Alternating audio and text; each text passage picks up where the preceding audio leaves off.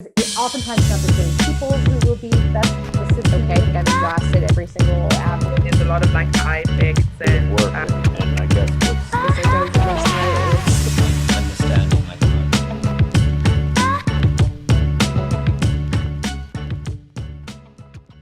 Before we kind of dive into the process here, a quick note on material. I'm sure one of the questions you guys will all have that will linger through the entire presentation is, well, how do I get my material to the people who can put me on this pathway to production?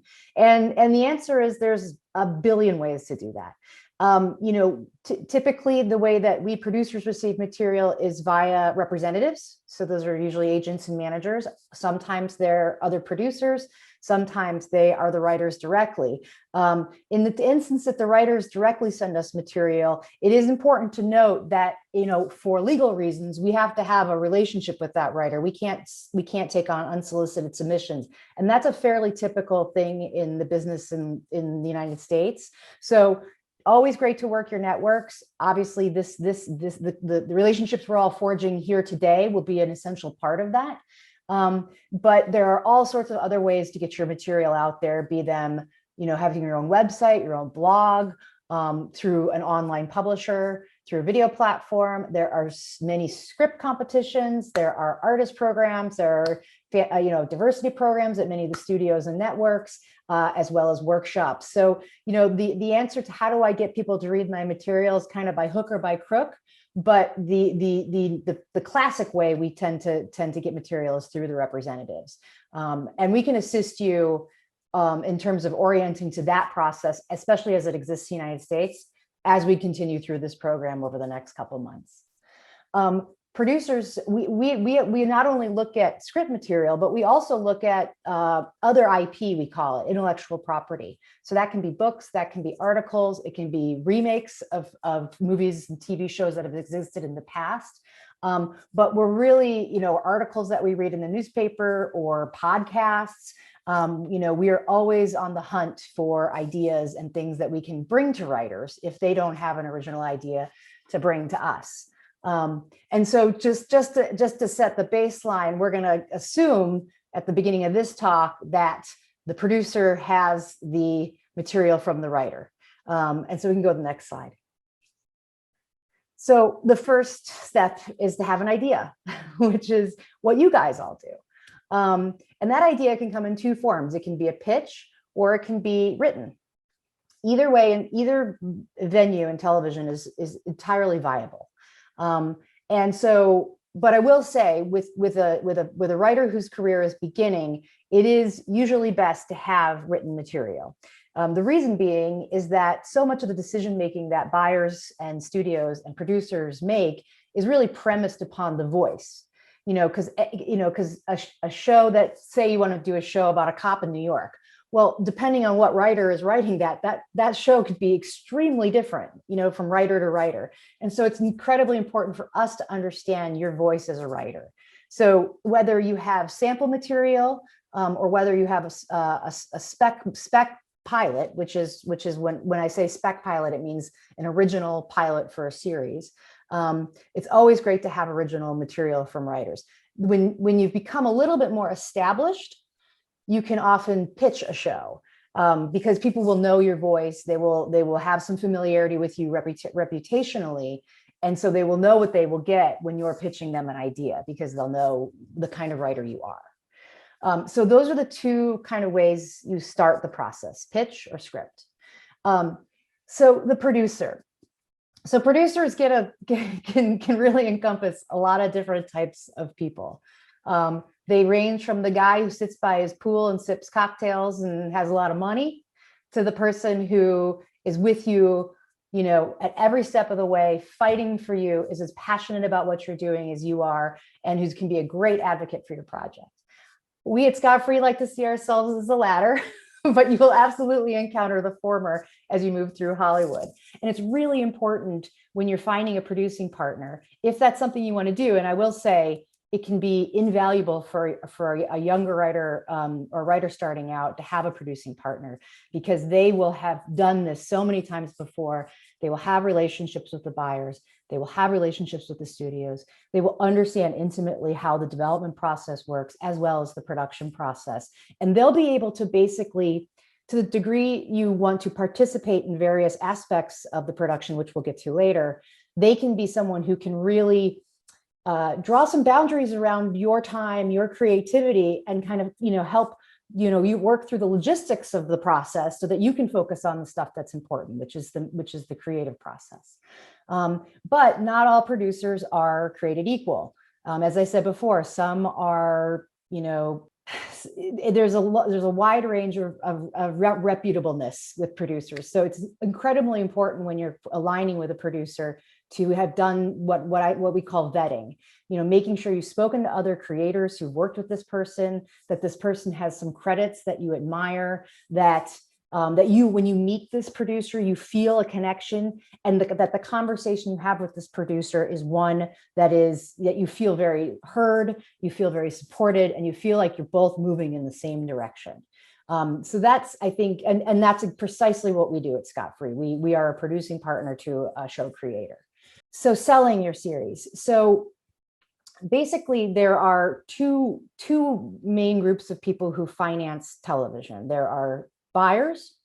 Buyers are what you would think of as Apple, Netflix, Hulu, HBO Max. They are typically places where they will both finance your show and distribute it or put it on the air. There also is a secondary group of financiers called studios, and studios finance projects but don't have the ability to put it onto the air. So they have, if you align with a studio, you're going to end up with an extra step because you're going to have to find your buyer later. There are nuances to why you'd want to align with one or the other. Again, that your producing partner can kind of help you understand, but those are the two primary places where you'll ultimately, those are the people that'll pay you to write your script. And so I think that covers buyers and studios. So making a deal. So once you've found your buyer or studio home, you need to make a deal for yourself. And just a kind of word about deal making. It is so important that you have an advocate for yourself when you enter into the deal making process. It's essential that you have a lawyer or an agent. Managers can't do deals in the United States, but somebody who is deeply acclimated to the process of deal making, because the most important thing is for you to have your rights as an artist protected. You want to make sure that you understand how you're paid, how you're credited, who ultimately owns the underlying intellectual property of that project. And you want to make sure that before you sign any deal, that you've asked every question you can think of to that representative, so that you're crystal clear about what you're stepping into.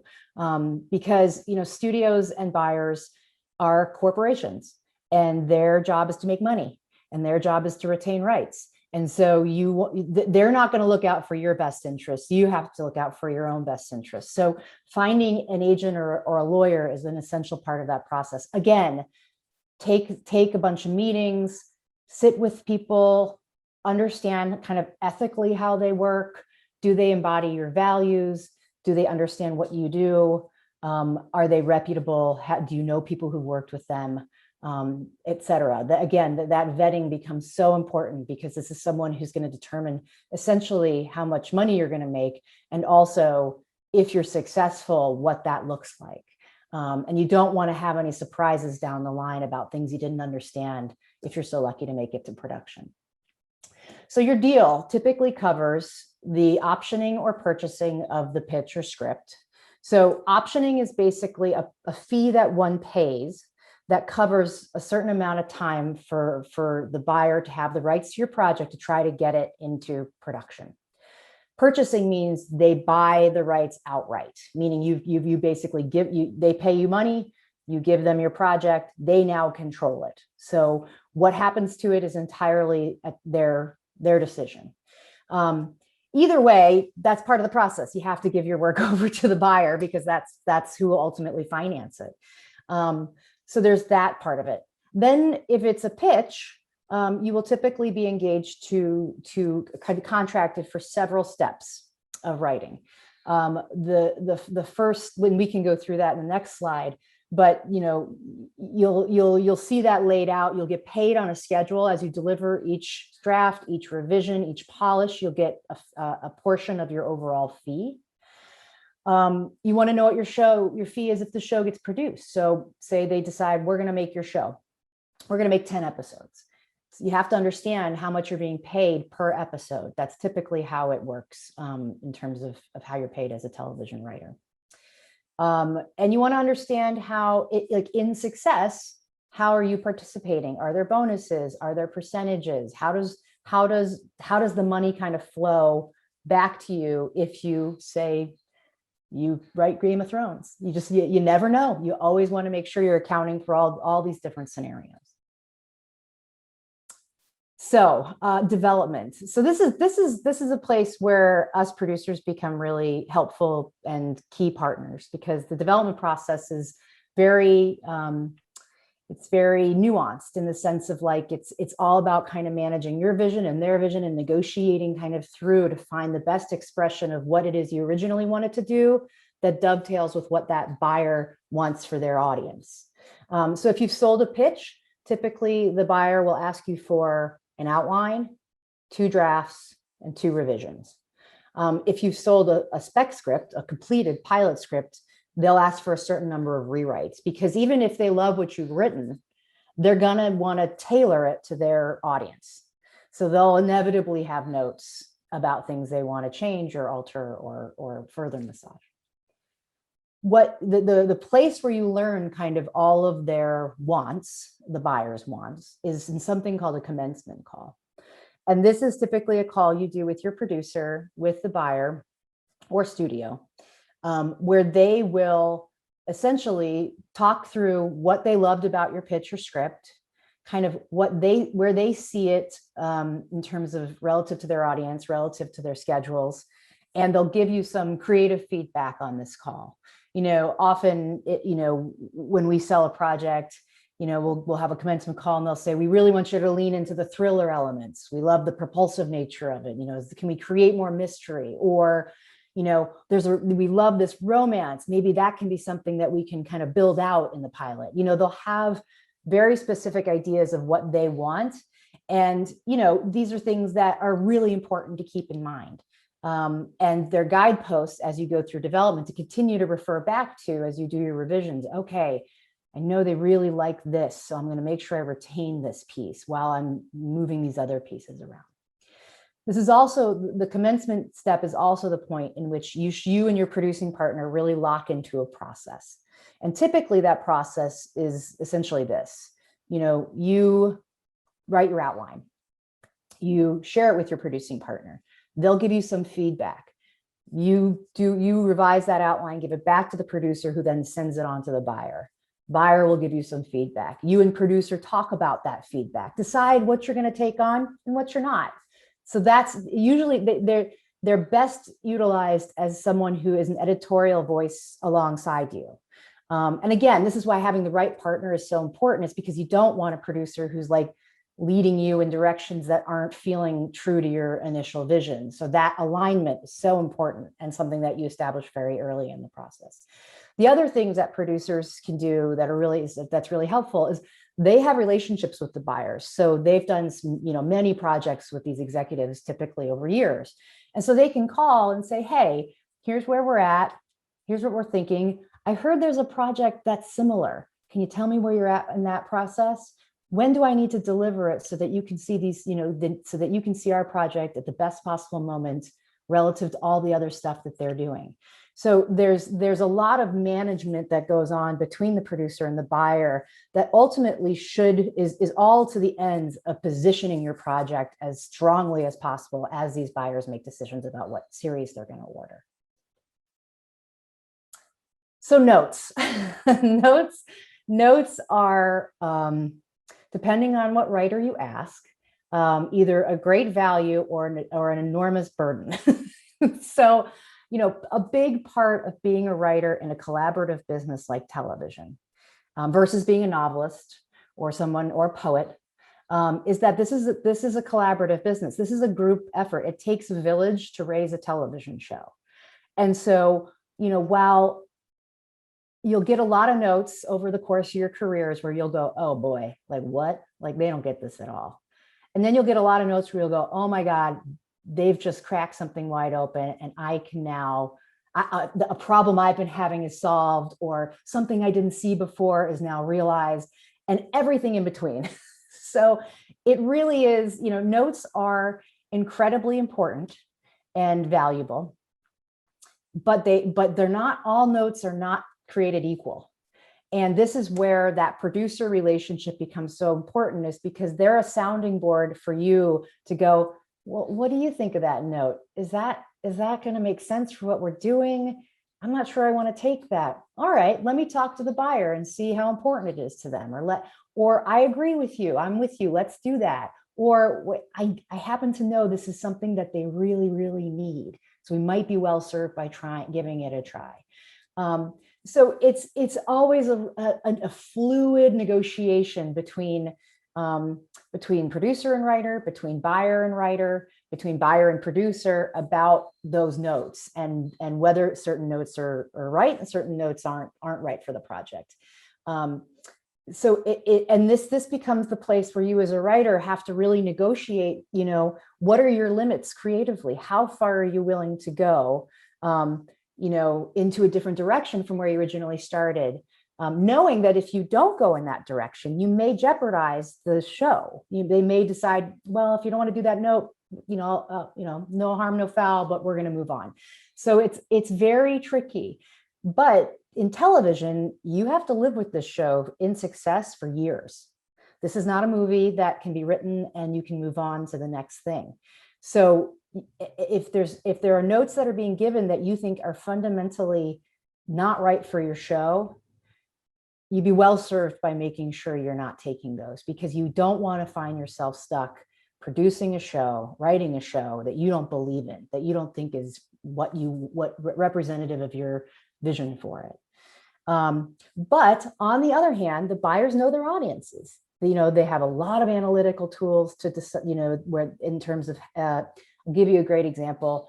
Many of the streamers come to us and say, we got to have an opening that is so attention grabbing because we lose our audience in the first 5 minutes. And you're like, oh, wow. So as much as I wish I could have slow burned this opening, I know how quick people can change to the next thing on Netflix. So I got to find a way to hook that audience. That's an example of a note that I think is one you'd be kind of well served in considering, because it's backed up by data. They know what their audience is doing on their platform. So, there's a note here. This applies to film too. This is one of the toughest parts of the process, is negotiating these notes. But I'm a firm believer in the fact that great insights and ideas can come out of notes. Even bad notes can start a conversation about what could ultimately make the script better.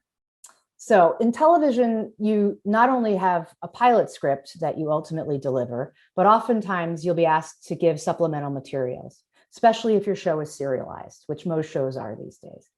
That can include backup scripts. So once you've turned in your pilot script, oftentimes the buyer, if they like what they see and they're getting really excited, they'll ask for a second or third script.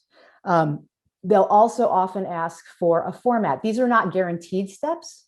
These are usually steps that are optional on the part of the buyer financier, if they like what you deliver in your pilot script. So backup scripts are exactly what they sound like. They're just episode 2, episode 3. A format is a document that usually ranges like 10 to 15 pages.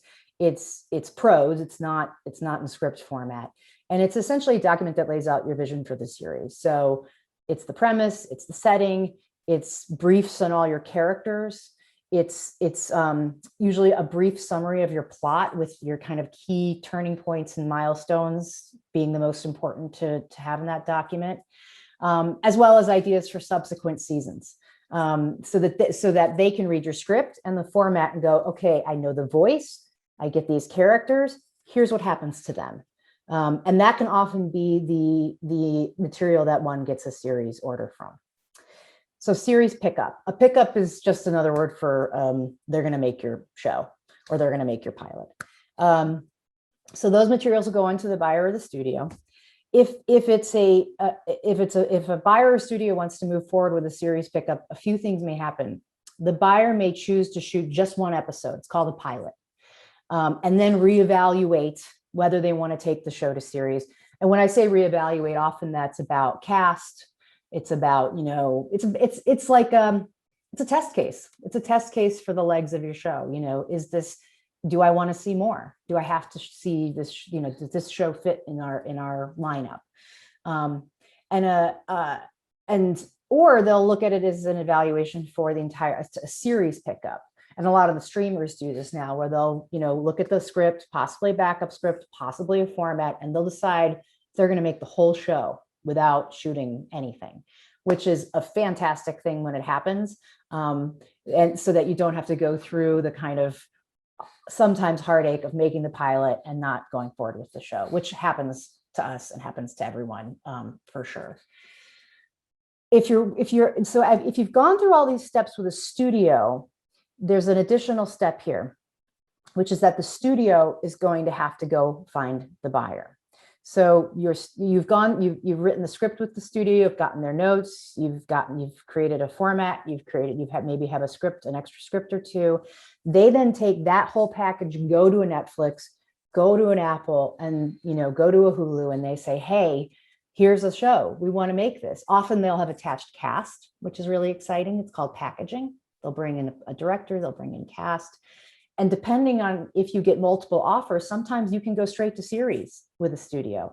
But the bummer is with a studio, sometimes you end up back in development, which doesn't mean it's the end of the road, but it does mean that you're going to have to repeat those steps with the buyer. You're going to have to get their notes, make those adjustments, and then you'll be reevaluated for series pickup. So when a studio takes the project to market, they'll share it with buyers to secure a series order or a development deal. They'll often want to meet you. So there's a pitch that will happen. Now that the pitch, when you're aligned with a studio and you've shared material with a buyer, the pitch is very different from the pitch I referenced at the beginning of this presentation, because that pitch is one that is done in absence of anything written.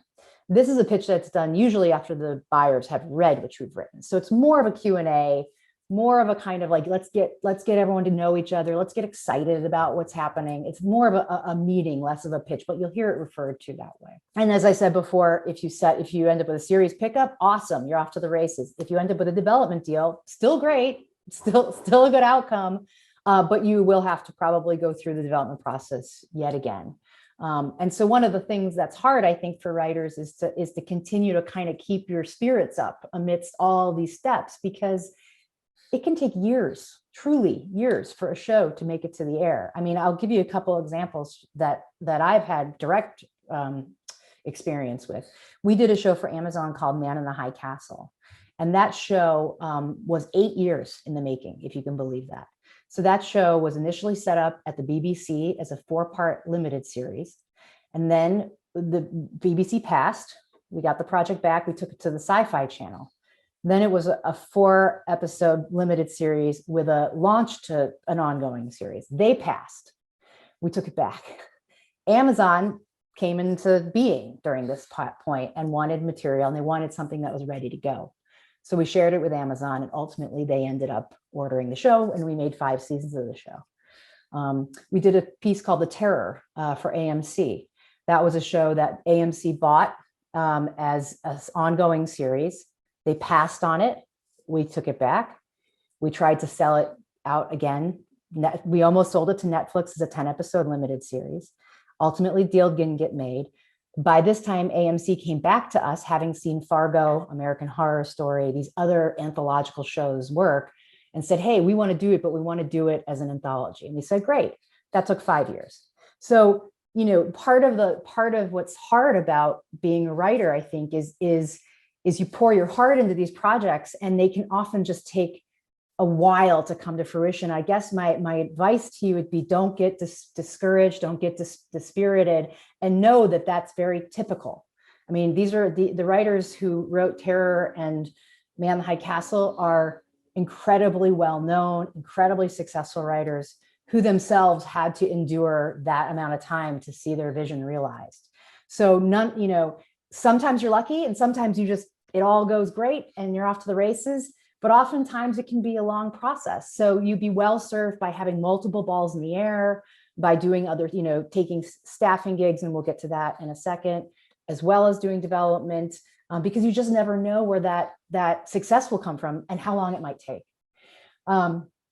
So let's say you're lucky and you've got to pick up. You're going to make a pilot or you're going to make a series. So two things happen. If you're making a pilot, you're just gearing up for production. So you're making essentially a 1 hour movie. And if you're doing a series, you're gearing up for production while also writing the rest of the show. So it's a blessing and a curse to get a series pickup, because it's obviously the goal, the brass ring is to get a series pickup, but it's a lot of work. And we'll get into that, and I think in the next slide. So the writer's room. So this is, if you get a series pickup, and sometimes a pilot pickup, but we'll keep it to series pickup. One of the first things you're going to have to do is you're going to have to assemble a writer's room. And the first element of that process is to find a show running partner. And show running is, the title showrunner is used very colloquially, very loosely sometimes, to denote a show creator. But in actuality, it's a very specific job. And essentially what it is it's somebody who knows how to write and also produce, and to do those things at the same time in a pressure cooker environment. So typically, if the buyer says, hey, look, this is your first show, we think you got a great voice, but you're going to need a partner because this is a beast and it's a lot of money and it's a lot of responsibility, and we want to make sure you're well supported, they're probably going to ask you to take on a partner. And this person, again, this is like when you bring on your producing partner or your representative, this person has to be like in a brain meld with you. They have to really understand what you're trying to do, believe in your talent, believe in supporting you, being your partner, someone you want to spend time around. Like, do you guys vibe? Do they make each other laugh? Like, do you have the same values? Because this person is going to be like attached to you for the foreseeable future. And I think, again, something that I can't stress enough in the entire process of making a television show that is so important is vetting. It's talking to other writers who've worked with this person, talking to other producers, watching the shows that they've either created or that they've showrun, but feeling really comfortable about that partnership, because they're going to be such an important resource to you, ally for you, but somebody who you have to just really trust. So that's the first hire, and that's the person who will be shoulder to shoulder with you and your producing partner. You're all kind of part of the team. What you'll have to do after that is you're going to start assembling a writer's room. And typically that can be 3, 4, 5, 6, up to 8, 9. I mean, it depends on the show, depends on the needs of what the buyer wants, how many episodes. Typically shows that have longer episodic runs might have more writers because they're going to have to assign more scripts. But this will be basically you, the creator and the showrunner and your producer, just reading samples, just trying to find people who you can see in their voice and their writing gets it. So you're making a sci-fi show, look at people who've done genre and sci-fi. You want to make sure your female character is really well realized. Let's look at some people who've written those, female characters and done so successfully. You're going to want to diversify your room. You're going to want to bring people from all sorts of backgrounds, ethnicities, races, genders, because you're going to want to have a full complement of, the human experience to best inform the kinds of stories you're going to tell in series. And so again, this is reading, this is meeting people, getting a sense of them personally. Do I want to sit in a room with them for 6 months? And vetting, because you want to make sure when you're bringing writers on, you're bringing people on who, as a group, complement one another. You don't want too many people who are really strong, and like to argue about everything, because then that can create an environment in your room that might be more adversarial than you want.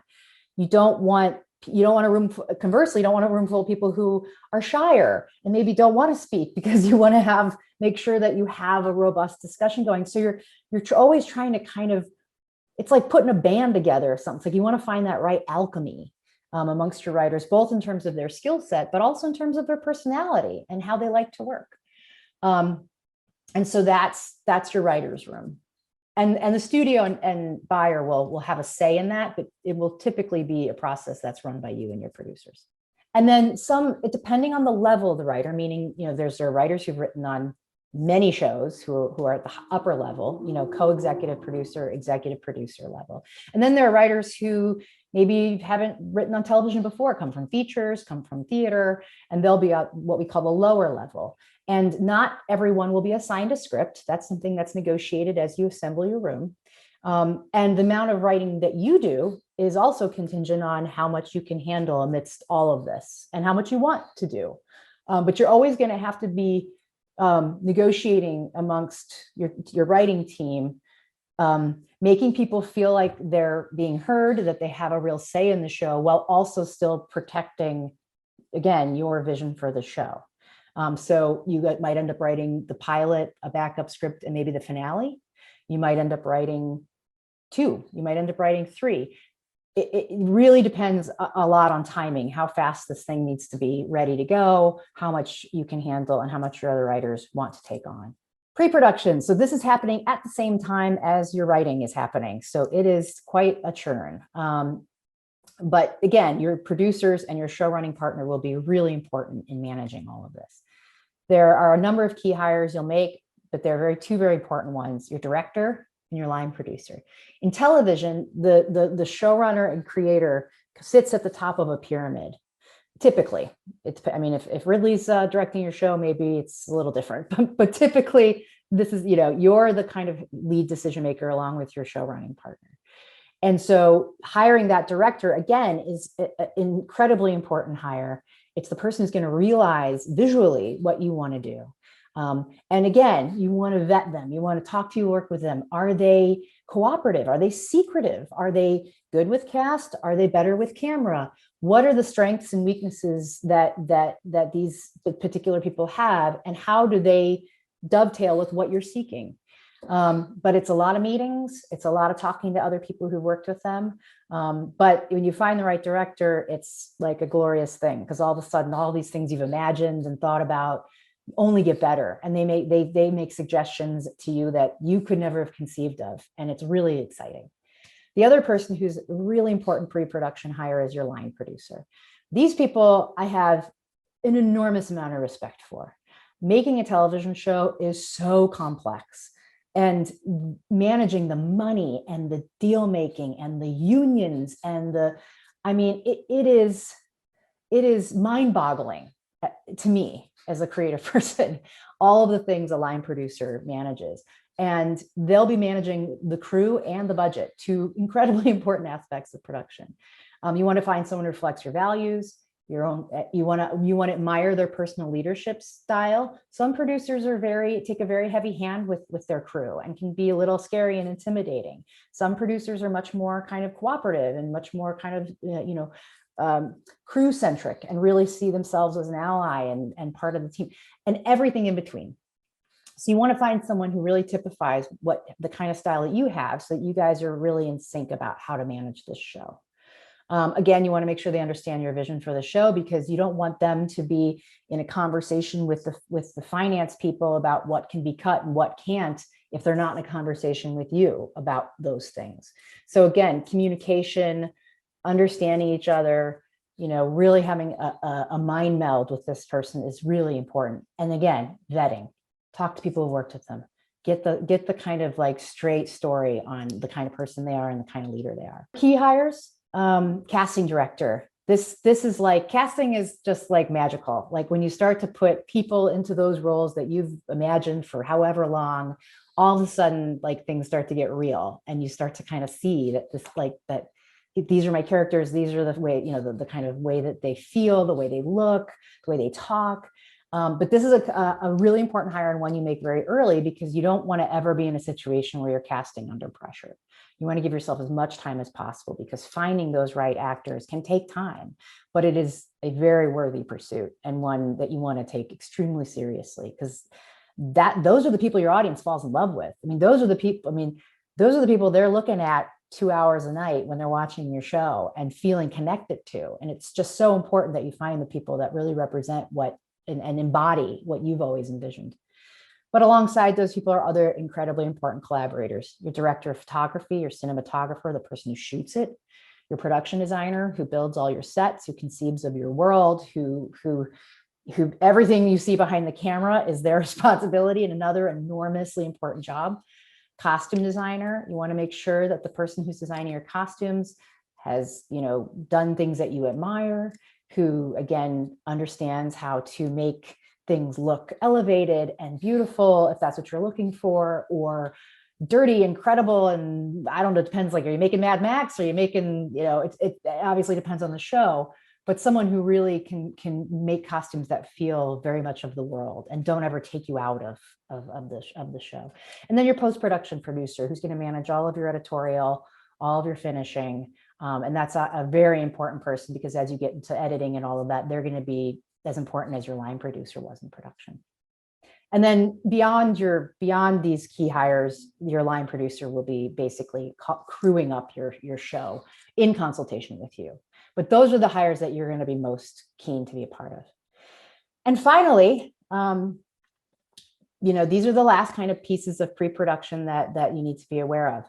So, prep is an official period that precedes production. And it is when everyone goes full time on your show. So the director comes to town, your cast has been hired, you start a series of meetings, many meetings, where you will talk with all of your collaborators about all the details, and they'll show you samples, they'll show you drawings, you'll get into a rhythm, and things will be built, costumes will be put together, locations will be secured. It's the weeks that precede production that are the most intense, but also the most exciting, because it's all happening. And then this is the point in which your scripts, at least the scripts you're set to shoot, you don't need to have your whole series finished, but you'll need those initial scripts to start locking. Certainly the scripts that you're starting with, that'll be locked, meaning everyone's given notes, everyone's happy, they're not changing, people can use them as a template to do their work. Your shooting schedule will be established with your assistant directors. So you're going to start seeing, where are we going to shoot what, in what order. And most of your crew will be in place, as well as your cast. And then there's one final step before you're officially sent off to production, which is that you typically do a presentation to your buyer. So if you're doing a show for Apple, your producers, your show running partner, your heads of department will all get on I guess now Zoom, but typically in person. But often if you're shooting in a distant location, it will be by video conference. And they will basically hand a booklet to the buyer, or show it virtually, that shows your actors in their costumes, your sets decorated, any props that are important to the show. All of that stuff will be basically presented to the buyer. They will give some notes, hopefully not too many, hopefully none that upset the apple cart, but you never know. But they're going to essentially sign off on your production. But you'll need their approval before you start rolling camera. And that's essentially that's getting you from idea to being on set. And then being on set's a whole other conversation for another day. But yeah, that's that pathway to production for television. Pathway to production and film, similar to television, it starts with your idea. For the most part, I think as Jordan said, you're either going to have something that comes in the form of a pitch, an oral presentation that you give, a treatment or an outline, which are basically the same thing. A treatment or an outline, on a technical level, probably just differ in sort of visual appearance and maybe even like page numbers, but I wouldn't look too deep into that. Or you have a script. As we've said before, you can have scripts that are commissioned based on a piece of material that you're going to adapt from, be it some kind of IP, a podcast, a film remake, whatever it is, or it's a script that's going to be a completely original idea, what we call a spec script, which means it was uncommissioned. It was something that was written on your own time, and something that, that you want to shepherd from beginning to end. And again, sort of similar in TV for the most part, especially if you're just kind of starting out in your filmmaking career and in your writing career, you're going to be producing a lot of spec scripts. Pitch treatments and outlines are not impossible to sell in that space if you're sort of a less established writer. But for the most part, more established writers have greater freedom and flexibility to just bring in a pitch or an outline and then get paid to write their script. Can't always say that's a completely fair process. It's probably a process that should be changed, but it's sort of the lay of the land as is. And then also another big overlap in TV is, of course, you don't necessarily have to go partner with a producer before you attempt to sell your project, but we highly, highly, highly recommend it. Producers are so good at navigating all the other aspects of the industry to sort of help you get your project to a home that is most likely to make it, which should feel like the point. Similarly, you're looking sort of for the same kind of, people, partners, companies who feel trustworthy, who believe in your vision, who want to support your vision. We kind of think Scott Free is that place. There are lots of other places that are like that. And of course, there are lots of other places that are not like that. So 100% do your vetting in any way possible. Just going to do this really quick aside. Again, I don't mean to get like so granular or in the weeds, but basically this kind of pathway production that I'm going to take you through for film is when you only pair with one producer the whole time, and a producer can, take your project to all kinds of buyers.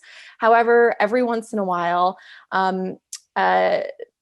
this actually, it doesn't even kind of matter about in terms of your experience or how many scripts you've written in the past. That's sort of irrelevant, but every once in a while, it's not uncommon once you write a script on spec, your representative usually will send the script out to multiple producers. And in that time, you do get the ability to meet with multiple producers. And that's also a time for you to sort of figure out, well, which producer, like which, creative partner is the right fit? Do these people understand my story and understand my vision? Or what is it? What do they want to do with it? Is it in my best interest? If your project is really good, sometimes a smattering of producers will raise their hands all at once, and you may decide that you actually really like all these producers. And then what you and your rep will do is you'll basically you'll enter yourself into, we call it a couple things, either a bake-off or a territory play. I'd say Sam and I probably use the term territory play more often. It doesn't really matter.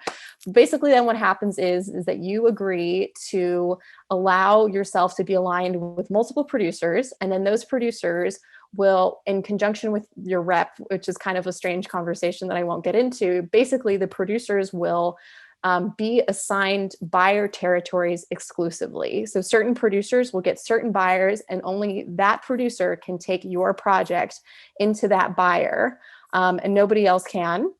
So they can do that, and they can bring it in just as the script with just you attached. Sometimes producers will try to bring on a director if it's not you directing. Sometimes they'll try to bring on an actor. So everyone's kind of in their own field trying to develop the best package possible. And I'll get into packaging on the next slide, but basically trying to develop the most exciting package for their buyers to want to put an offer in on your script. That's why it's ultimately kind of called a bake-off. So there's this kind of feeling of like, who's delivering the most exciting thing, and who is most excited to pay a certain amount of money to get that project, to put it in development, ultimately production. I'd also say this is sort of a key moment, because ultimately it's going to be up to, the person who owns the property, you, the writer, sort of about who you want to go with. And again, this is sort of a larger conversation for a separate time, but sometimes the conversation is as easy as, these people seem to be the most excited because they're offering up the most amount of money. Or you might decide that saying, well, so-and-so is paying a ton of money. However, I feel more confident going with this producer, lining up with this buyer who really just told me how excited they are about this project and everything that they're going to do leading up to it. So even though they're offering up less money, it might just be ultimately better for me and my project getting it to the screen to align it with these people. It's an incredible problem to have. It's the best problem to have. It's not something that happens all the time. More often than not, you're going to probably be looking for one producer and then sort of developing a strategy with a producer to go out to what's called the whole town, all buyers. So that's the scenario that I'm going to create moving forward, but just wanted to let you know that this does happen from time to time, and it can be quite exciting when it goes well for you. And it's exciting for producers when we get that project that we want. But anyway, onward. Okay, so let's say for example, you have your script, and you partner with a producer. For lack of a better word, for lack of a better example, let's say you're partnering with Scott Free. So, it's very common for producers, even for us, when we read through your script, to say this is really good. It's a great starting point. We see the potential. We love the idea and we want to make the film. We can go out to buyers, but we do think that there are certain elements that should be addressed, prior to exposing this to buyers. Sometimes they're really small tweaks just to like sort of polish everything up. Sometimes it can be really a much bigger note. It's about structure. It's about a character direction. It's about a really important plot point, whatever it is. Maybe it's leaning into a certain tone a bit more to allow producers to pitch buyers something that feels more tonally or genre specific as opposed to ambiguous. That's always a very common conversation to have. And that's also sort of part of your journey in figuring out which producer you kind of want to align yourself with. And also, again, sort of going back to the notes comment, sort of a question of, do I want to tackle all these notes now? Is there a way that we can tackle these notes with a buyer together? It's sort of negotiating where you kind of land on that. So there might be some initial development that happens up front.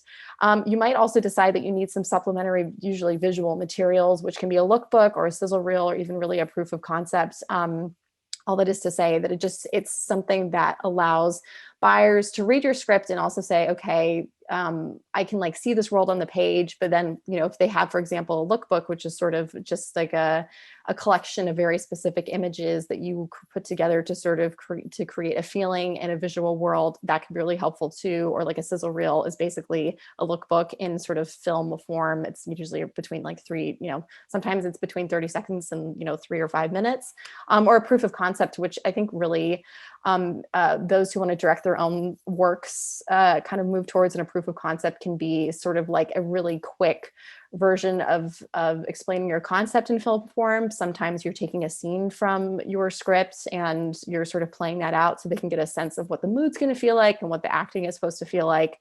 That can be discussed with your producer. It's not required. It usually just kind of depends on the strength of the piece. And there's sort of a gut instinct process to all of this, which is something you'll develop as you sort of move forward and do this longer, but we have that too. And again, it's just sort of a conversation we have. Another thing that can sort of come into play is something called packaging. So there's always a version where the producer says, you know what, the script is so freaking strong. It's so undeniable. Let's just take it out to buyers and let's see who bites and it'll be great. Some people will say, this is really, really strong. What we're finding now is sometimes it's about looking at the buyer's landscape and saying, well, but what we're finding now is that buyers really want to take on scripts that have directors attached if it's not going to be you, or have maybe an actor attached if it's, whatever it is. So it's very possible that even before you go out to a buyer that you will actually attempt to attach a director again if it's not going to be you. Sometimes it's an actor. I think at Scott Free, we usually try to take the approach of attaching a director before we attach an actor, but every once in a while we find an opportunity where maybe an actor is looking for the very specific idea that you have, and the stars just might align that way. And then actors can be in part of that conversation about which director would be really fantastic. And that usually involves the buyer as well. But sometimes just adding on that extra talent element does just strengthen the overall package. And then it gets more buyers excited to come to the table to make an offer on your script. Definitely also note, there's a lot of little mini development steps that can always come in the process for film. Sometimes a filmmaker, rather a director, will read and say, this is so fantastic. I want to make these little tweaks here and there. It's also very possible that an actor who wants to star in it will want to do some character work. Again, it's a conversation with everybody involved, with your producers, to decide how much work you can and want to do up front. But know that people are usually going to ask. So just don't be surprised, be prepared for that. That's just kind of what it is. And everyone's trying to do it in the best interest of you and the project and getting it sold. No one's trying to just make you work overtime for nothing. And like I said, none of this is required. It's any step usually that a producer wants to take with your project is in the best interest of getting your project into the hands of somebody who's going to actually make it. So there's a lot of kind of elements that go into that, but just the top line is that align yourself with a producer who truly has your best interests at heart and the project's best interests at heart, because they will take the steps that they feel is necessary to do that. Okay, so selling to a buyer, again, not to get too nuanced about it, but sort of similar in television, there are two sort of main groups of buyers. You're basically going to have buyers who have distribution in place. Those are major studios, mini majors, streamers, or other financiers with distribution. So that is, for example, 20th Century Studios, which used to be called Fox, which is like Scott Free Films home studio. It's like Disney, it's Netflix, it's Apple, it's Hulu, it's other places. Focus, New Regency, I can kind of go on there. So kind of like a buyer in television, these people will fund every stage of development through production and post-production, and then they will also distribute your film in theaters, on their streaming platform, whatever it is. And then for more or less, you'll basically have independent financiers who can do the same thing as majors and mini majors in terms of funding, but they cannot distribute. So they will basically supply funding through post-production on your film for the most part. But then they will need to find a distributor down the line to release your film. And that can sometimes be going to sort of smaller just distribution companies, but that could also mean returning to those majors, mini majors, streamers, and financiers with distribution to see if they want to take your finished film on as an acquisition. And that is something we can cover much more in depth at a later time, but just know that's kind of what it is. And I could give you examples of independent financiers, but frankly, there are infinite, and you probably have never heard of them. And sometimes we've never heard of them when they come to us. So it's all good. It's just usually people with, either private equity or they have access to money through sales. Again, we will cover this at a different Zoom in more depth. And then just a really quick aside, how buyers come to review your projects vary. Again, I think for the most part, they're going to be receiving a script that comes from the producers with any other visual supplementary materials.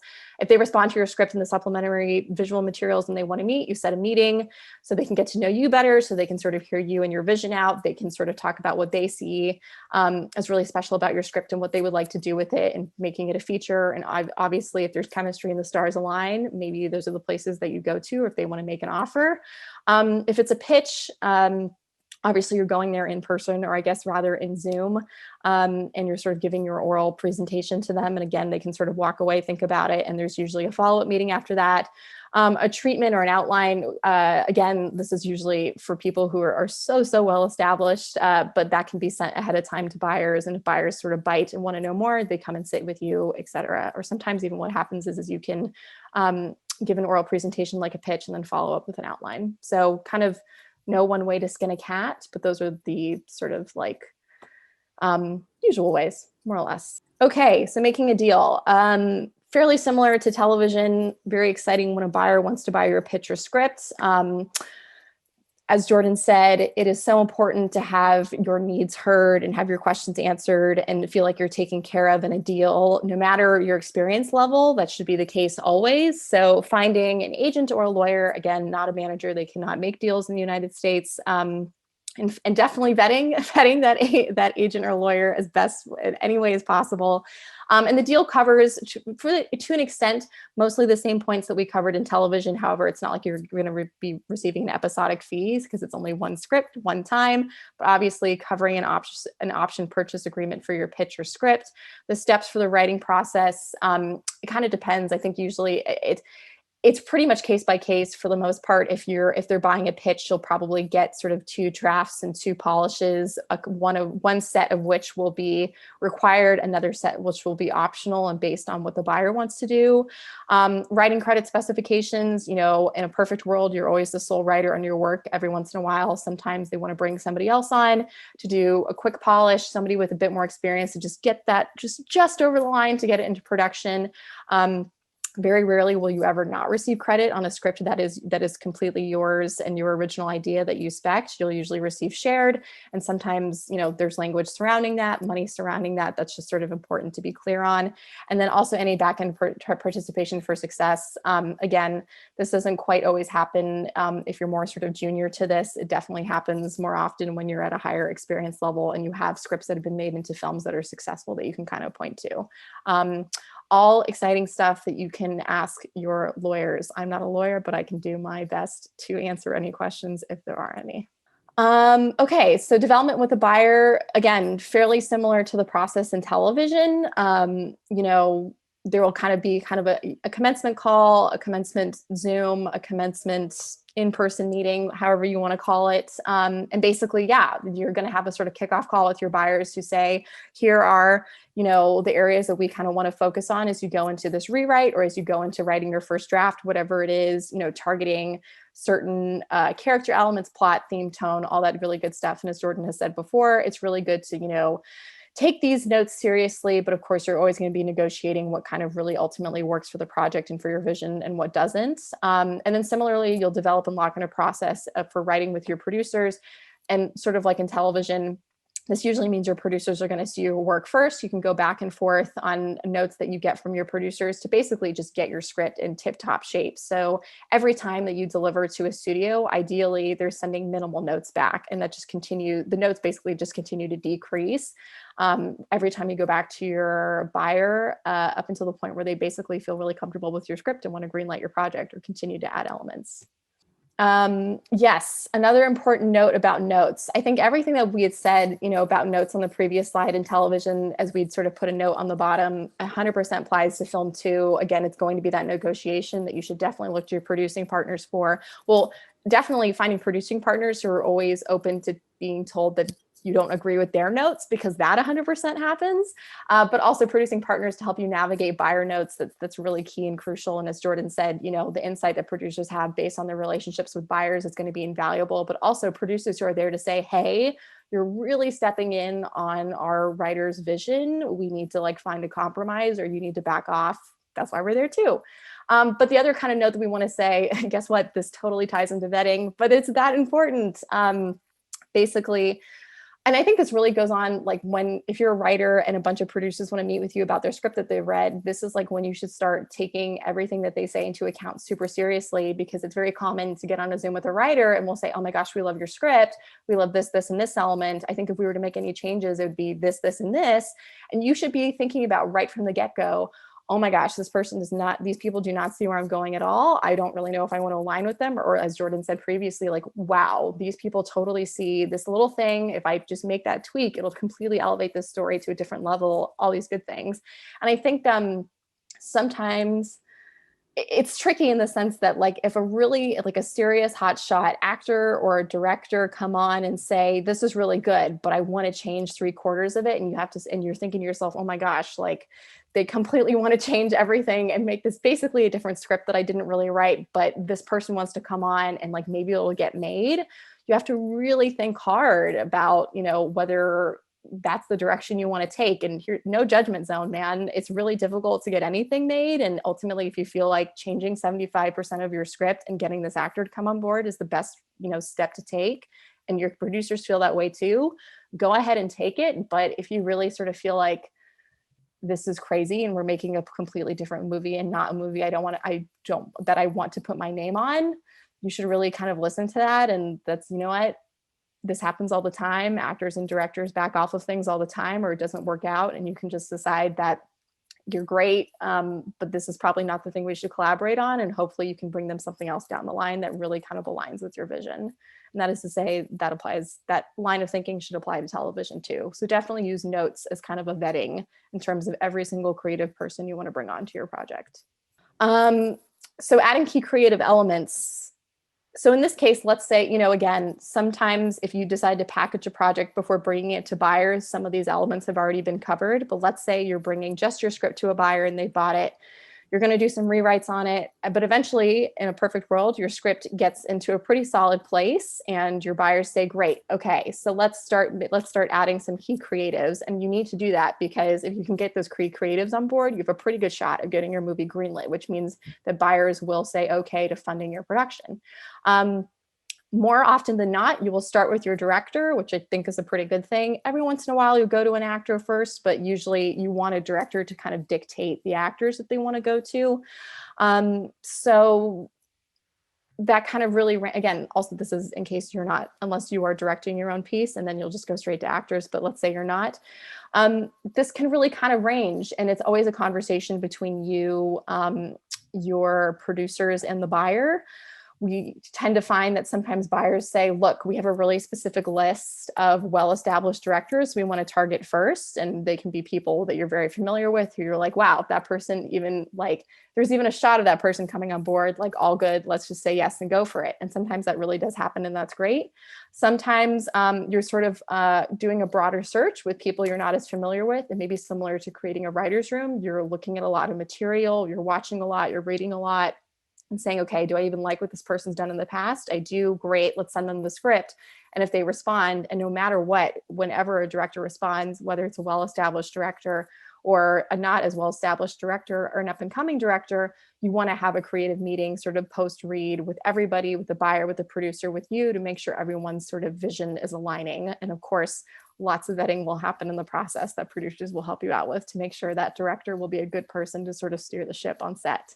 And then obviously, once you get a director, the conversation about actors comes into play. It's really kind of lead roles at this point. You know, like with the director, it'll be a joint conversation between all creative parties in this, and then sometimes the casting director. You don't have to always bring on a casting director to cast your lead roles. Sometimes that can be done without them, but a casting director is sometimes also just really helpful, cutting through all the noise and BS with talent agents, which is never ending sometimes. So either way, it's really just good to have advocates there to sort of help you find those ideal leads. And yes, as I said before, it's very likely that when you bring directors and actors on, even at this stage, even with a really good script, they may have some notes to address. So just, again, be prepared. It's always, it'll become a conversation sort of with your producers and your buyers about what can be addressed now and what can be addressed later. But if it's sort of about making those changes to solidify somebody's attachment, you're probably going to want to do that. But again, just don't make it feel like a surprise. So if you're able to attach those elements, your project's in a very good position to be greenlit for physical production by your buyer, which is so exciting. At this point, especially when you feel like you're getting close and your buyers are having all those higher up conversations sort of internally with their teams, you're probably going to bring on a line producer who, as Jordan said, and I will reiterate, are rock stars. I don't know if I could ever take on that job because they have so much that they're keeping track of. It is an incredible job. Line producers are going to be the saviors of your movies, basically. And a line producer can be brought on at this stage. It's not like they're going to be working on your movie full time. It feels a bit more like consultation at this point, but they'll kind of read your script. They can put together a really rough budget and a rough schedule, sort of based on, you know, locations that you're thinking about, availabilities for the talent. And if the buyer feels more or less comfortable with that number that this been put out, that I'm sure will deviate for sure, that you can get into, but if they're comfortable basically with the range, comfortable with the shooting locations and when you want to shoot, they will give you the go ahead, which is so exciting. It means you're making a movie, and then you'll go into the pre-production phase, which happens really, really fast. And you're basically backing into a date that you say that you're going to start your movie on. So it's kind of do or die there, but also very exciting. And then just quickly, again, I think a lot of this kind of overlaps with television. However, you're not necessarily having to establish a writer's room while you're doing this because, of course, your script is already written and you have one script. But there's a lot that's happening. And especially if you're a writer-director, your producers are so essential in this stage to basically blocking out any noise that you don't really need to be part of or hear that'll just basically carve out all the time that you need, whether it's with your line producer, whether it's with your department heads, or even just by yourself making shot lists, like whatever creative time you need, they're there to carve that out for you and then basically handle anything else. But they also bring you in when there's something really critical. So like I said, obviously the key hires prior to greenlighting is your director and your cast. The key hires after that are basically solidifying your line producer. Sometimes the line producer that you bring on to do an initial budget isn't always the line producer that you end up having. You like to think that you want to carry on that continuity, but sometimes for scheduling reasons that doesn't happen. But yes, this person is a rock star. They manage your budget and crew. And like I said, you know, kind of like with a regular non-line producer, you want to find somebody who reflects your values, your personal leadership style, and definitely somebody who supports your vision for the film. I think the best line producers, whenever a filmmaker comes to a line producer with a request, the best line producers always say maybe and never no, unless it's a yes, which is the best, but it's always a maybe in their attempt to work something out and go through every possible solution before they have to say, we just can't swing it. And then a really good filmmaker makes themselves very flexible to make changes in the best possible way for the future. That's what you always hope for. Jen, just, oh, sorry, we can quickly go back. And then just other key department heads, as we talked about, a casting director who will probably come on later to help fill in your supporting roles. And as I think it's, especially in television, you want to put them on as soon as possible so you have the most time. Your DP who's shooting it, your production designer, definitely an editor. A filmmaker will 100% be a part of a conversation with an editor because you're going to be spending months with them in a dark room together. So you also better like that person. They better sort of see the film as you see it. Hair and makeup designers are also really key, a costume designer, and then a post-production supervisor, as Jordan said, is really going to be as critical as your line producer in the post-production phase. And producers are always also helping you with this as well. They're vetting tons of people in the process and hopefully bringing you the best of the best. And then this kind of, again, really sort of overlaps with TV. At this point in pre-production, everyone's going full time. You and your producers, your line producers and your department heads are usually on location. You're in tons of meetings, going on location scouts, tech scouts, rehearsals, doing hair and makeup tests, putting, actors sitting through terrible hours of having wigs put on their heads and complaining about it, but they just got to do it, because then it looks amazing. In terms of your script being locked, for the most part, scripts basically get locked. And then when you go into pre-production, you'll have like different, I won't get into the minutia, but basically you have like colored drafts. And those drafts indicate changes that have been made. Usually when concrete factors start to land in pre-production, those changes, for example, let's say you need to find one very specific location and for something in your script, and you cannot for the life of you find that, and you have to pivot to something else. That is a big change and an important change that needs to be made so that everybody else from producer all the way down, to PAs know that that change has been made. So every department can make changes accordingly to whatever they need to do, whether it affects the schedule, actors that day, whatever it is. And ideally, the further along you get in pre-production, the fewer changes are made. And then leading up to your first day of production, you will have a locked shooting draft of some specific color, which again is just like production minutia that you don't need to worry about. And then I'd say really the last thing here is you don't necessarily Jordan talked about how in television, how you'll sort of give a presentation to your buyers. It's not as formal in the film world. In fact, it's really going to be your producers constantly checking in with your buyers almost daily, just to say what you got and accomplished that day, what's still left to do that's really big. And for the most part, just kind of keeping a sense of positivity that everything's running smoothly leading up to day one. Sometimes I think, producers really champion this, but, filmmakers can be involved in this process. Producers just really try to make sure that department heads are reporting back to them so they know that everything's moving forward. Sometimes that means that like a production designer and their team will put together sort of a lookbook of all the locations that they've landed to get sort of buyers excited about that. Sometimes it's about the costume designer or hair and makeup department heads putting together the shots of all the wigs and all the costumes that they've collected so far, or images that they're inspired by, that they're sort of going for with their wardrobe. It's basically just to maintain excitement and momentum with the buyers.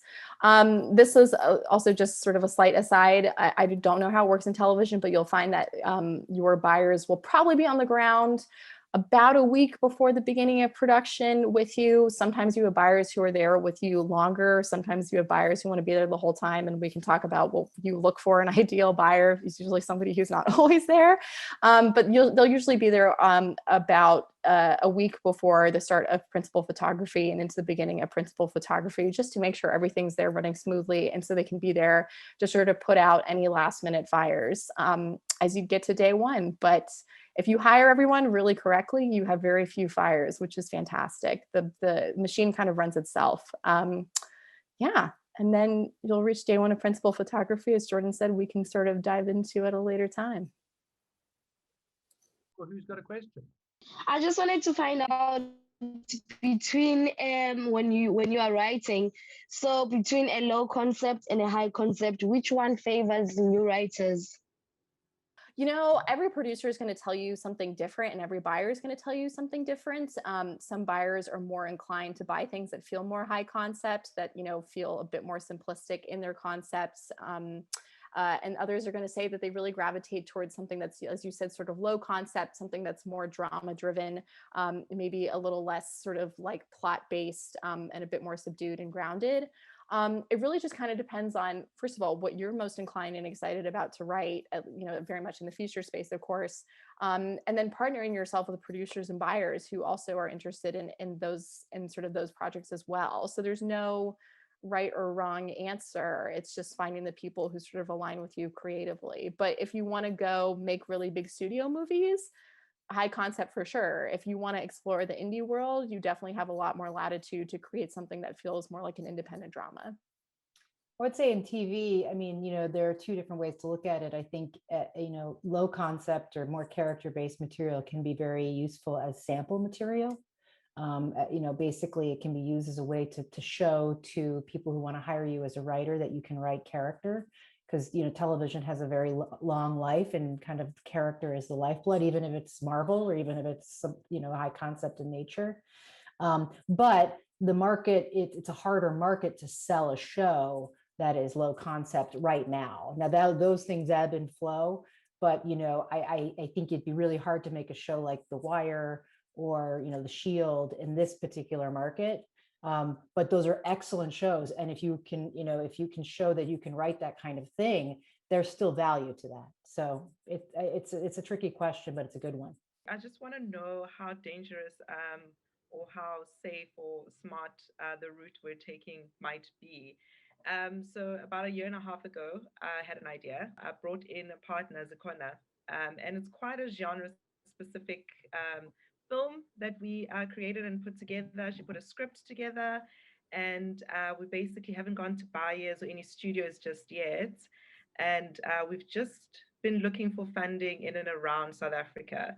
But it's such a massive budget. We got a line producer to do a little budget for us, and it's quite expensive. And Rebecca, I love what you said about a sizzle reel.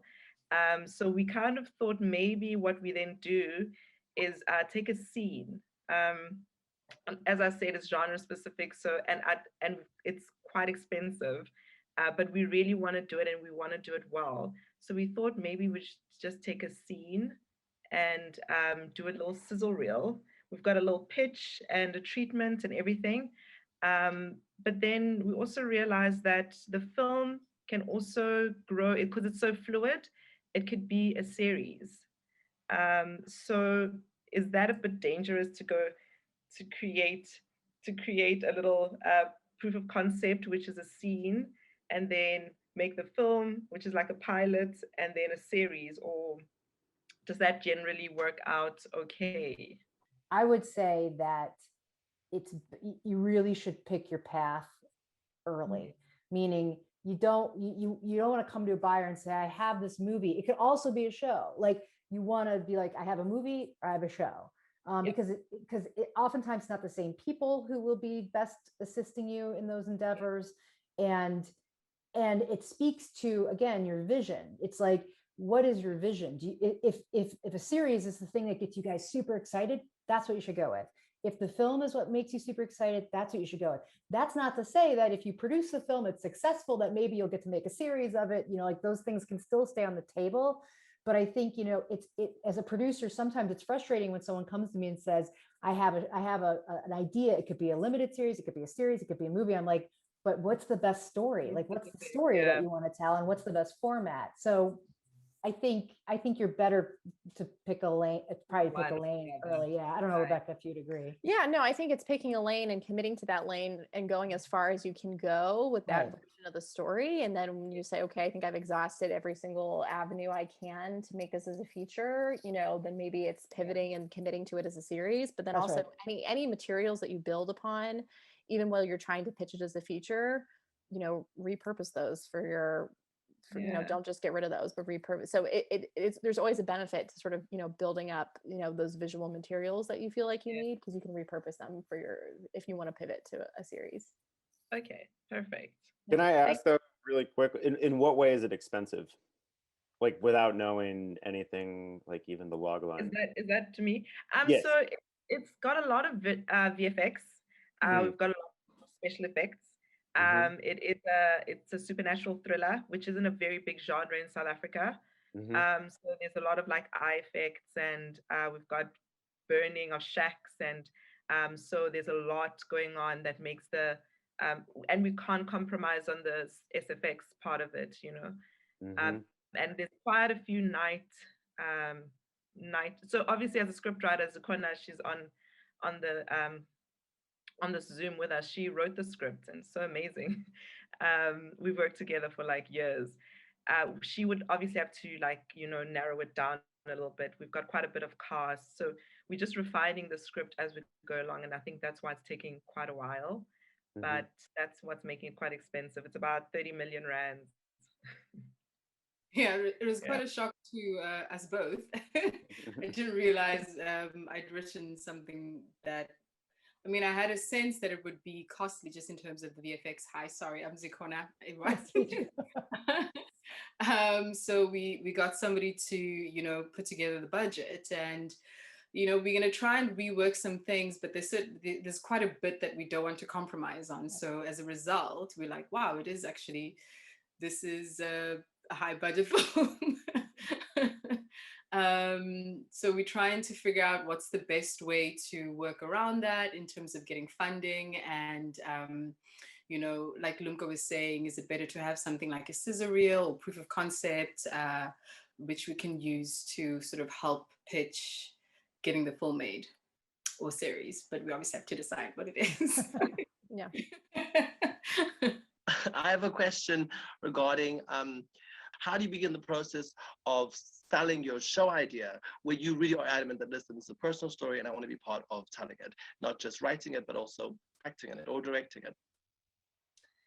That's interesting. That's a really, really good question. I mean, in the instance of Fleabag, my understanding was that was a theater show. So she had been performing it for some time live. And then Donald Glover obviously had a career as an actor, a known actor in the United States prior to Atlanta. So he was somebody who hadn't broken out to the degree, but was both a known quantity and also a musician and a performer. I think if it is essential to realizing your vision, it is something that you should declare and fight for.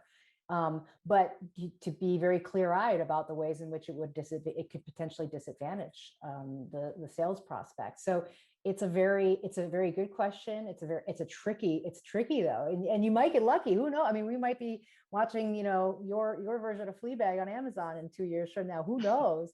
But it is something that it's a big declaration, and one that again could work out, but could also end up because of the ways in which these buyers need to find known quantities. The idea of packaging is so that they can hedge their bets, right? They want to put famous people in things because that brings an audience to the project that's built in. And so that's how they see it. They see actors as a way to bring audience in. But if the material is compelling enough, they don't necessarily need a known actor. There are plenty of people who are discoveries in television.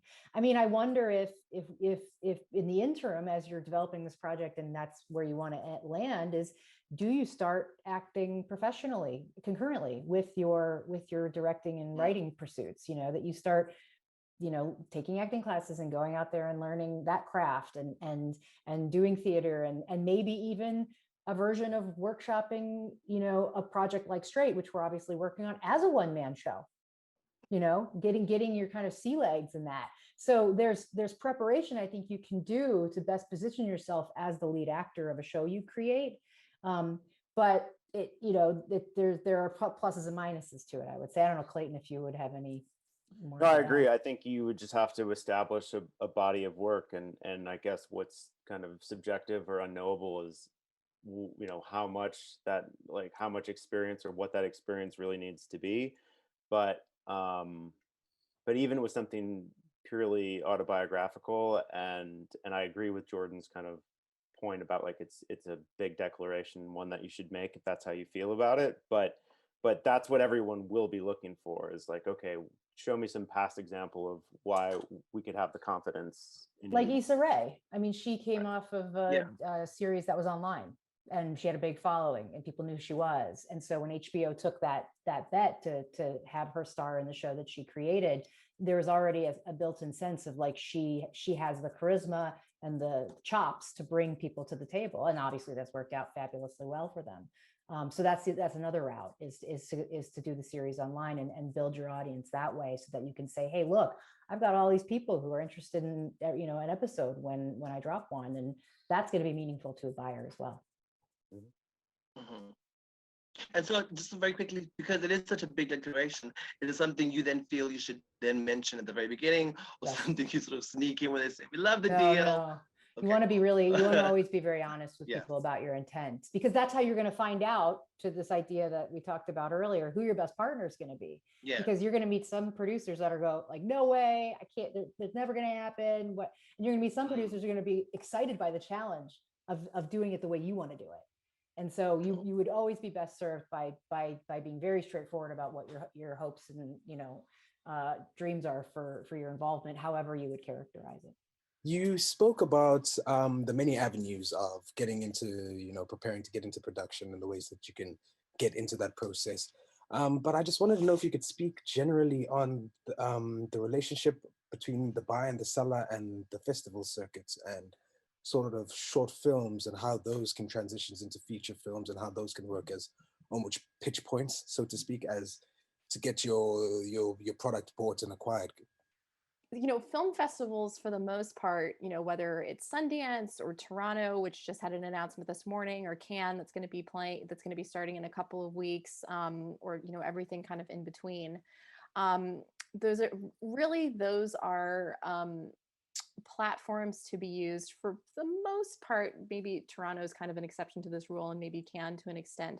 For the most part, independent films that are seeking distribution. So they've been financed through production and post-production, but they need somebody to put their film into theaters or on a streaming platform. So it's really this big festival for buyers, for everybody in the industry, buyers, producers, talent, financiers, to kind of come together, exchange ideas, view art, and then ideally some really exciting deals come out of it that get those films that don't have anywhere to go after these festivals, and then eventually gets them onto a screen for a broader audience.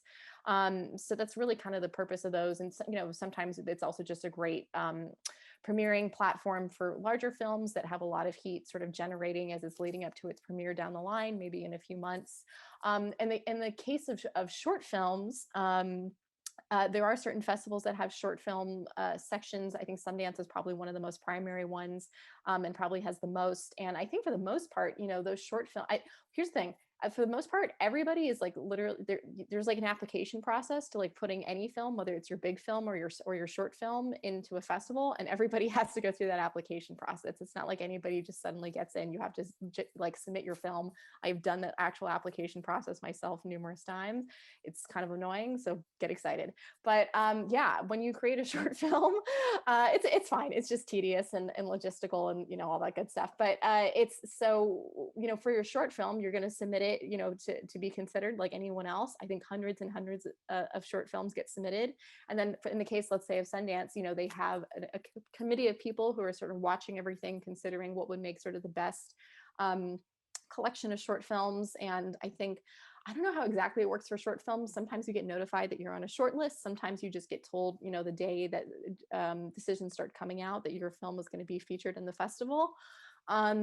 And then in a perfect world, if you can find a way, whether it's through maybe the person who financed your short film or through a grant that sometimes film festivals that can provide to like literally get you there for the festival so you can attend your own premiere for your short film.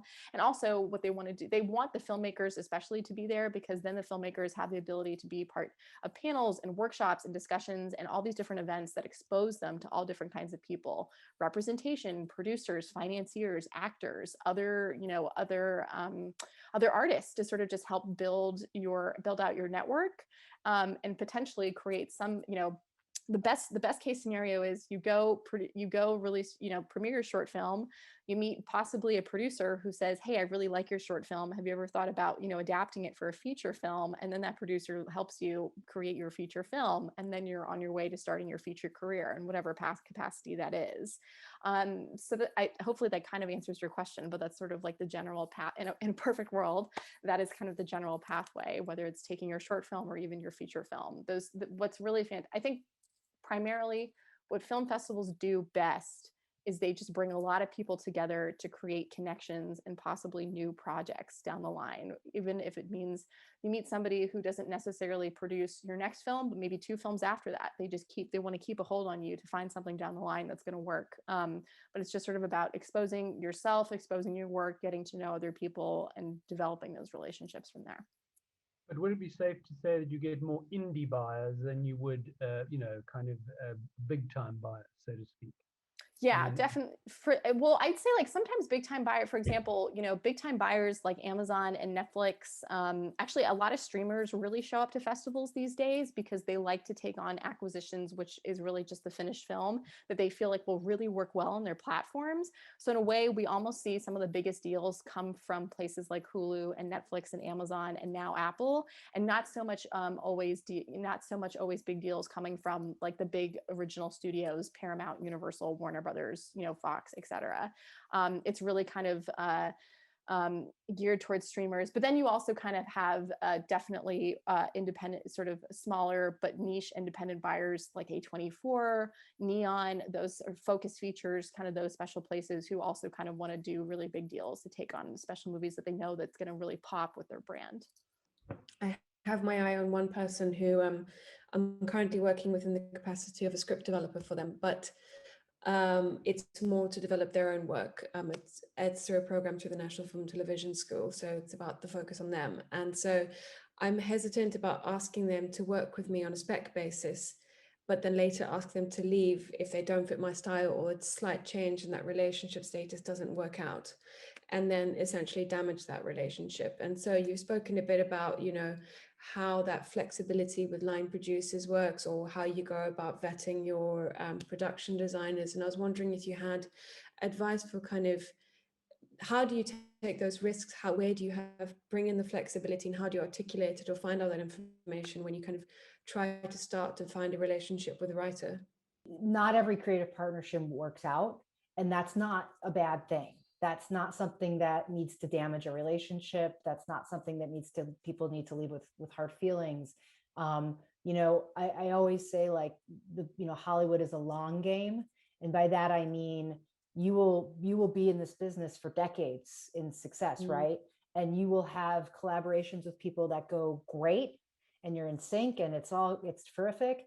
And then you'll have collaborations with people who you love personally, who you think are great, but like for whatever reason, it's just not coming together. And I've had that happen where I've worked with a writer and then ultimately had to say to them, and it's a heartbreaking moment, but it doesn't have to be damaging, where you say, I don't know if I'm the right producer for you. I think we're moving in two different directions. And, I think you should take your work to someone who maybe better understands your vision. And no harm, no foul. Like that happens all the time in our business. And it doesn't mean that I can't a year later, 6 months later, 2 years later, 5 years later, go back to them and go, you're the right person for a project I have. Because the creative process is a really delicate one. And it's as much about personality and about, values as it is about the work itself. And so, I think you have to also be prepared to have those, to be able to walk away when it's not working, but to do so in a way, again, if you're always kind of upfront with your collaborators, and you're always, being honest with them, both creatively and process wise, there should be a way to extricate yourself from one another that doesn't hurt the relationship, I guess. And I'm happy to kind of talk about more if that doesn't answer your question. I think I love what you were saying about the long game. I think that's such a great perspective to take, just in terms of framing it, and that's really what I needed. It was just a framework, and also that openness and honesty and understanding that that's kind of the way of thinking. So I loved it. Thanks. Okay, cool. I'm glad. But I think also, Augusta, the fact that you're not specifically compatible on a specific project, there's no reason for a relationship to fracture or break down. I mean, that's just what happens. I think it's helpful not having that anxiety at the back of my head, because that's how you stay away from it. So thank you. That's really helpful. It's also something to be said about, you have your own outlook in this, and you seem like quite a mature individual. So you will sort of handle the situation probably in the best way possible. But sometimes things are also out of your control. The writer on the other end of this might just not respond in the same way, or sort of see the long game that you do. And ultimately, you can't always control that. And if it's a fractured relationship, that's not always on you. which is sometimes a hard pill to swallow. And sometimes, you know, that person needs to just take a step back and sort of, you know, kind of realize what it was, and hopefully they come back to you in that relationship, but also just be prepared for the worst case scenario, which is if it feels maybe a bit more fractured than you'd like it to be. And if you want to remain open to that person coming back to you down the line, that's probably the best thing you can do. As a producer, oftentimes I feel like it's our most important job to understand what's important to everybody else. And you're kind of trying to manage those kind of declared areas of import across one another. So I think it's always like when we're taking a general meeting with a writer or a filmmaker, I feel like there's every one of us does the meetings slightly differently, but I think typically we're starting from a standpoint of trying to connect with that person as a human first and foremost, because as some of my colleagues are mentioning, like, you know, the interpersonal dynamic is something that has to be kind of sussed out or evaluated from the jump. And so, you know, before we even kind of get into a discussion about the work, if it's a script or a short or whatever that brings us together, it's like trying to get to know the person as a human is a place to start. And where we kind of finish the conversations in the general meetings, that speaks to the point I was making, is usually asking them, like, what's important to you in a producing partner, and that gives them the opportunity to, you know, to say, because it's going to be very idiosyncratic and different to each person and to each project and each situation. So the way I would kind of think about that or apply some of the logic to your question is, like, I think the more straightforward you are in terms of what is important, either in terms of the relationship or the creative output, and hearing that kind of in kind from your possible collaborator, it will tell you, you know, if there's synchronicity and if there's alignment, and if you're each after two different things or things that will not marry together nicely, then you know earlier on that it might not be one to pursue. But the thing that I kind of personally struggle with is I have a production company, and we do small scale adverts, and I'm lucky enough to have a drone company. So a lot of my creative loop is like making the thing. And it's very easy and like instantly fulfilling for us to, most of the stuff we make, we kind of go out and shoot, edit, and publish it within a week. But that means that I've built these easily produced work references, but they're things that will forever live with caveats, right? Because they're made at the scale that is my production company or my resources. And matching to Lumka and Zikona's story, there's stories that I want to tell, and some of the projects we've attempted definitely don't fit within the scale of the resources I have access to.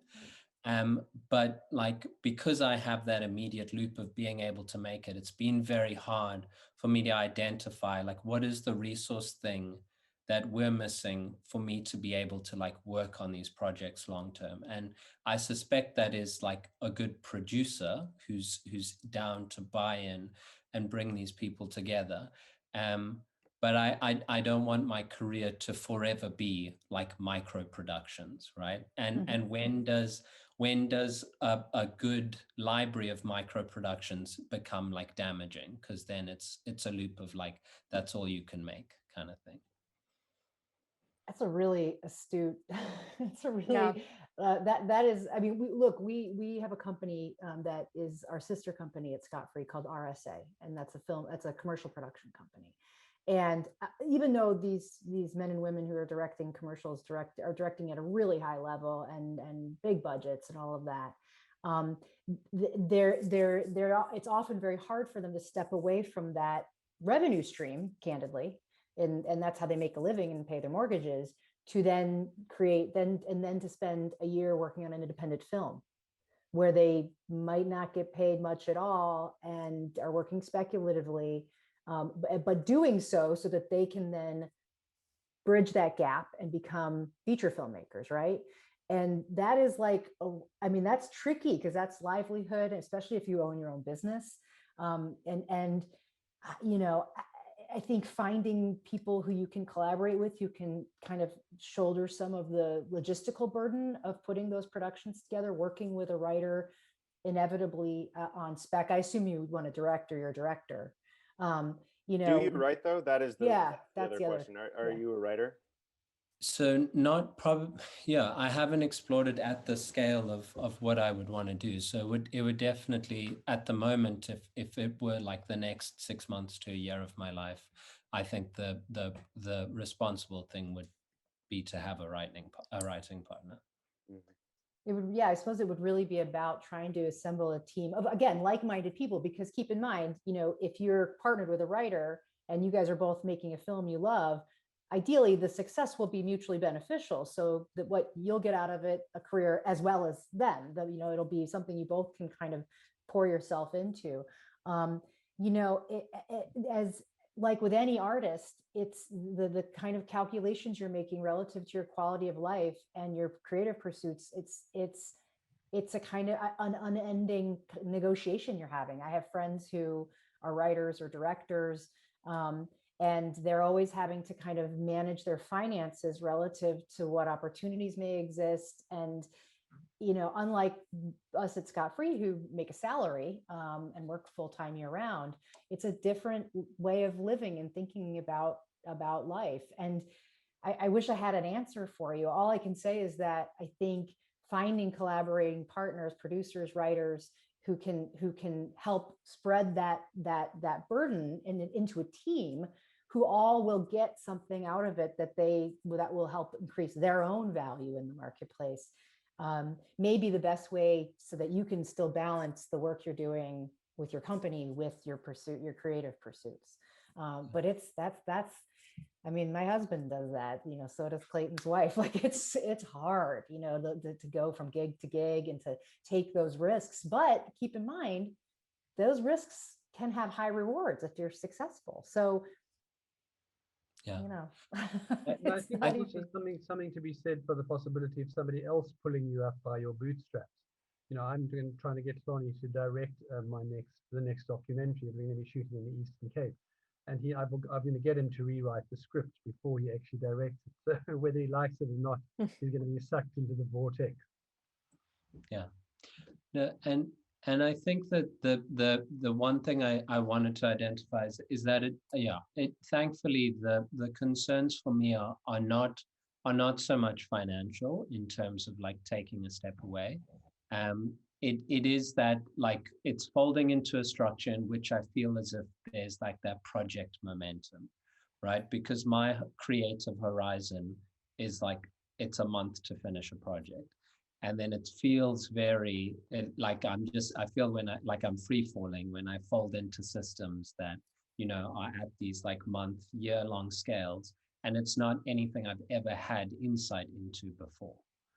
Yeah. Is So I there don't know anything, when it's moving, you know? is there anything you could do on a bigger scale, like a narrative film, that uses the resources of your drone enterprise, of the production infrastructure you have in place? Because it seems to me you have all of these wonderful like potential resources and toys. I mean, because drones are really useful to make something seem big and expensive.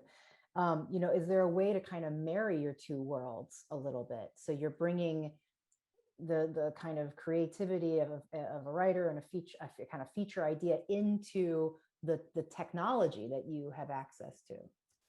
Yeah, I think definitely, and that's something that I mean, August has definitely helped me with as well, is like understanding like how to fold those resources around an attainable idea. I think that the last thing I'd say is like Lumka, I imagine the issue is my long form proclivities are probably quite VFX heavy.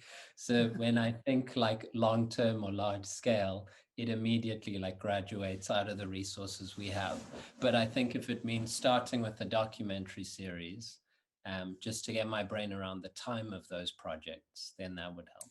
Oh, sure. And by the way, like if you can get hired as a director for hire, as Seaton's saying, you know, Yeah. all more power to you. Like go do that as much as you can, because that's a fantastic way into it. But I have to say, I am really staggered by what people can do on without a budget with the technology available to consumers. That candidly, when I was in my 20s, we had to shoot film.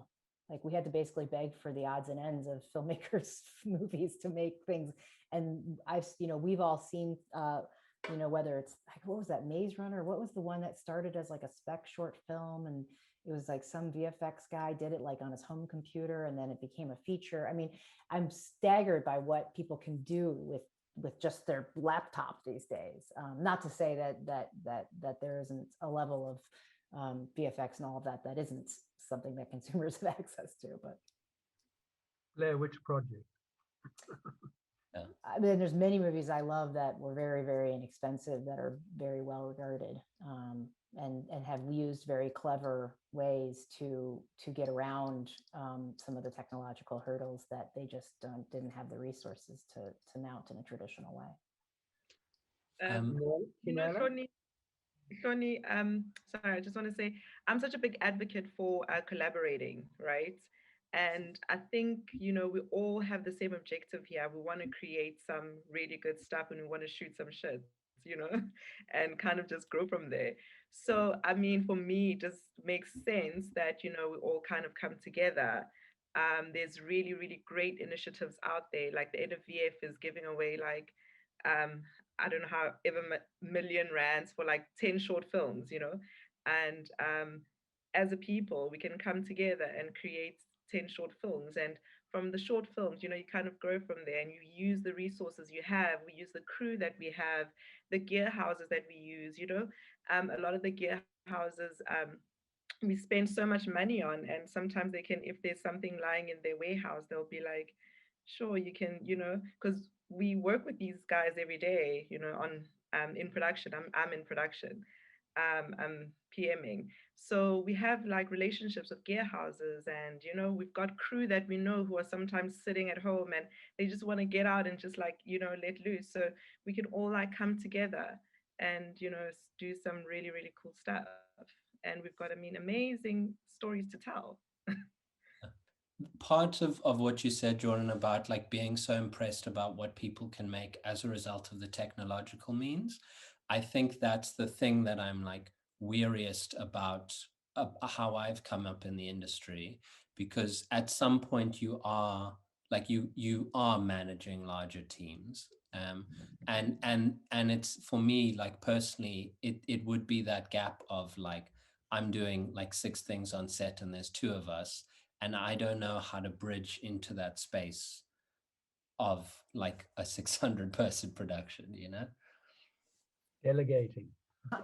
Time and experience and collaboration. I mean, it's just to get the next gig to the next gig to the next gig. And I mean, Ridley has this saying, and it's just like, just do it. I mean, he's like obsessed with that Nike saying, but like, just keep doing what you're doing. And I don't think there was a time in which the categories of filmmaking were much more rigid, meaning you were either a feature filmmaker or a television filmmaker or a commercial filmmaker.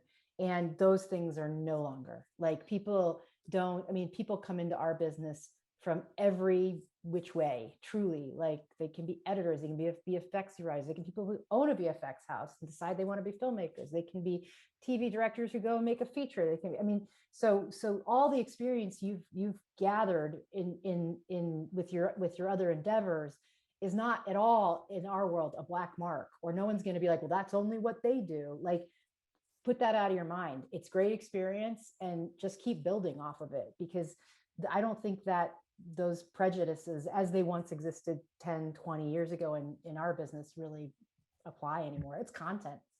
Like if you're making content, you're making content. I think you have to write. And I don't mean that, I don't mean that you have to be a screenwriter necessarily, but that's the way, like, even if you're writing a treatment, you're writing an abstract, you're writing, the copy of a pitch deck, like that is how you can control the creation process and at least declare the scale on which you want to be working if it's not represented in your current body of work. Are there any last snips from anyone before we wrap this up? I heard everyone talking about VFX, and you guys sound like you're very resourceful and collaborative. I'm pretty sure South Africa probably has a couple of VFX schools. So you guys might want to tap into that and like look at students who are also looking to build their portfolio and collaborate with them, or look at other VFX artists for shows that you like and look at their credits and maybe reach out to their assistant, because most likely their assistant is trying to emulate their boss and build their own portfolio. So with things like that, is just like sometimes you have to get a little bit creative, and VFX is very expensive, but just as you're trying to build something great, so is that next up and coming VFX artists. So maybe look at building those relationships and like collaborating with them now. Yeah.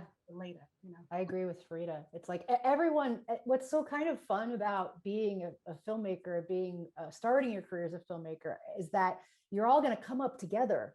Like you're all going to, you know, I mean, there are people who I had, you know, friends and colleagues who I enlisted to do short films for me for free, or, you know, and now they're shooting giant studio features, you know, and that it took 15 years for that to happen, but it happened. And so to Farida's point, it's like finding those young editors, young visual effects people, writers, directors, producers, all those, because everyone's trying to continue to increase their the scale of what they're doing. And as long as people don't feel as being taken advantage of, and as long as they feel like they can pull a resume piece off, you know, if there's a young VFX artist who can work on your film, Lumka, and then like you can say, look, I did this effect, it helps them in their career, you know, et cetera. And there's this great groundswell that can happen as a generation of artists come up together.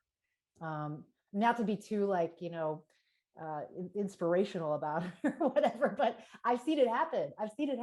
You know, I can attest to Jordan's ability to reward long-term friendships for opportunities.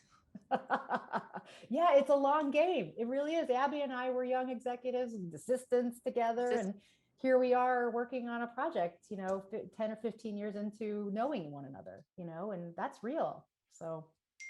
But I think you both put your finger on it, because, you know, we've got Ray McIntyre here at the moment on Raised by Wolves 2.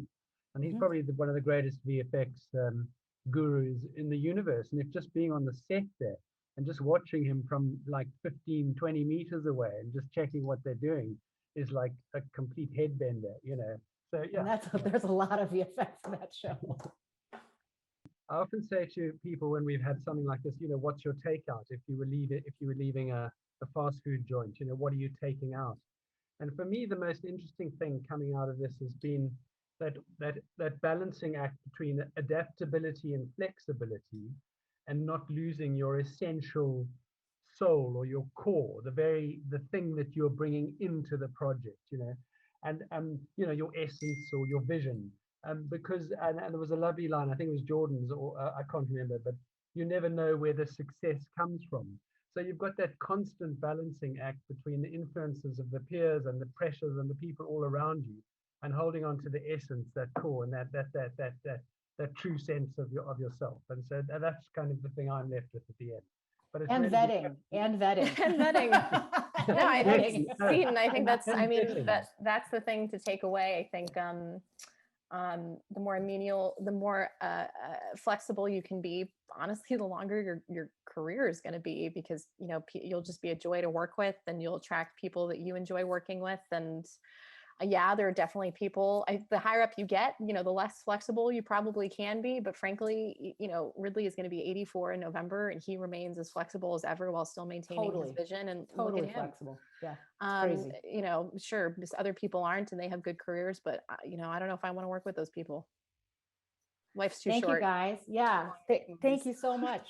Yeah, this is really fun, and we look forward to the next one. Amazing questions. Thank you. Yeah, all. great questions. And thank you, team. You guys are amazing. Thanks for listening. Thank you so much. Thanks, guys. Bye, everybody. Have a good rest of your evening. Bye. Bye. Thank you. Look forward to the next one. Thanks so much. Bye.